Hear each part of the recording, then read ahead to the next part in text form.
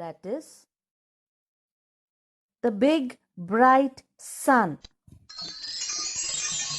Oh, my eyes! Now it's the sun waking me up. Why can't he let me be?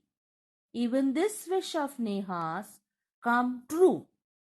Next morning, the sun is behind the clouds, so Neha snores till she hears her mother's voice. Wake up, sleepyhead, you will miss the bus. Oh no, why does mother have to wake me up? There is no escape now. Neha gets up and gets ready. Can you imagine what happens the next day? Neha wakes up with a start. Her watch says it is 6 o'clock. She calls out of her mother, Ma, who woke me up today? Now the explanation of the third page. In this, the author wants to say that the sun was waking up Neha, right? Now the sun is also behind the clouds. Now she can sleep how much ever time she can. But still there is somebody else, that is Neha's mother. She comes and wakes her up and she asks her to get ready, otherwise she will miss the bus. So she has to get up. There is no other alternative. But something happens the next day. You know what? Neha wakes up on her own, without the alarm clock, without the birds chirping, without her mother calling. But she woke up on time, that is 6 o'clock. Now, the last page.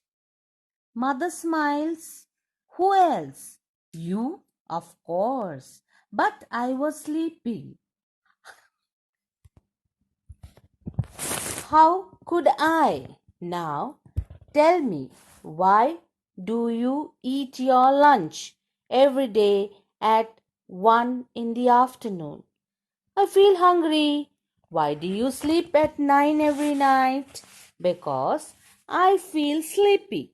There is a clock inside you which tells you when to eat, when to sleep, and when to wake up. Ooh, ow. I better rush now. I don't want to miss the bus. Relax. Today is Sunday.